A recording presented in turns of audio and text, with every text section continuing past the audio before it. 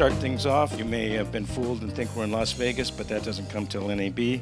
Phil Greenstreet is going to tell us about this product that you're seeing behind me right now called SoftDrop. This is SoftDrop.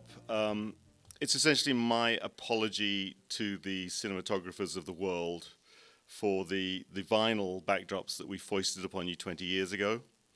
Yeah, that was my fault. I did that. I'm sorry.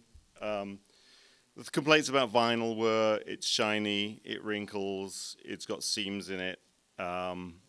It's generally a kind of difficult thing to deal with.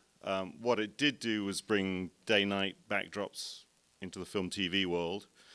And it made your life a bit easier, but of course people don't remember making your life easier. People remember the bits where we made your life a lot harder.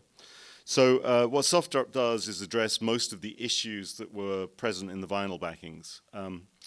For starters, it's printed on cotton, so it's a nice matte surface, so no glare, no kick. You can have lights wherever you want, not see a problem with it. It's seamless in bloody enormous sizes. Bloody enormous meaning 39 feet high by 75 feet wide as a day-night, or 170 feet wide as a single-sided drop. Like I said, printed on cotton, so it's a natural fabric, water-based inks, so a lot more healthy for the environment. And rather than shipping in a big tube, it comes in a box, so it's a lot easier to get it to you. It means we can ship pretty much anywhere in the world, as has been seen in the last year, because we are shipping pretty much everywhere in the world now.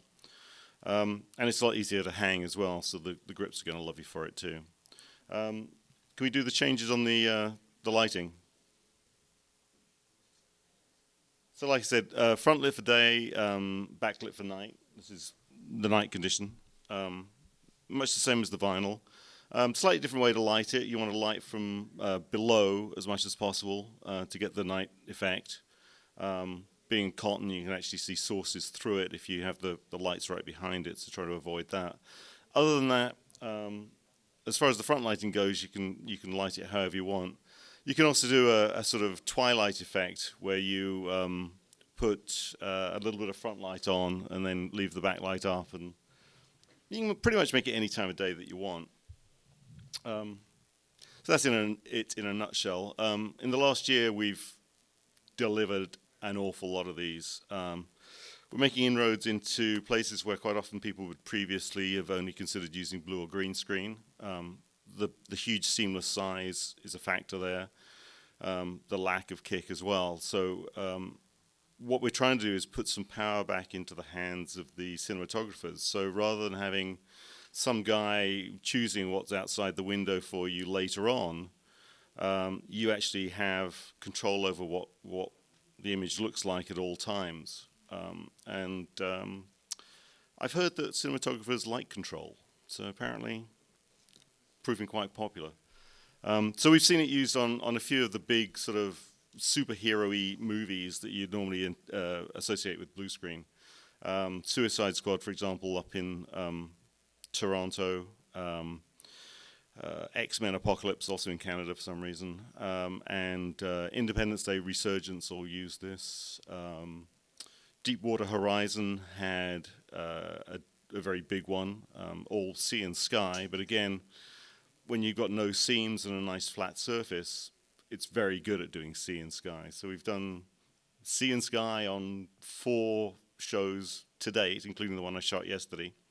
And I've got to thank Gail Tattersall actually for being the first person to buy one for that purpose, and he helped us get the kinks out of doing it. So then that was on Grace and Frankie. We've also found that you can do other things that we didn't anticipate with it.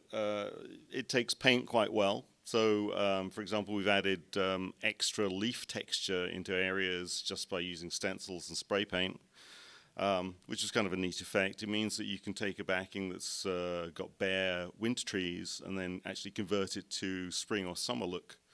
You may void the rental agreement, but it's doable.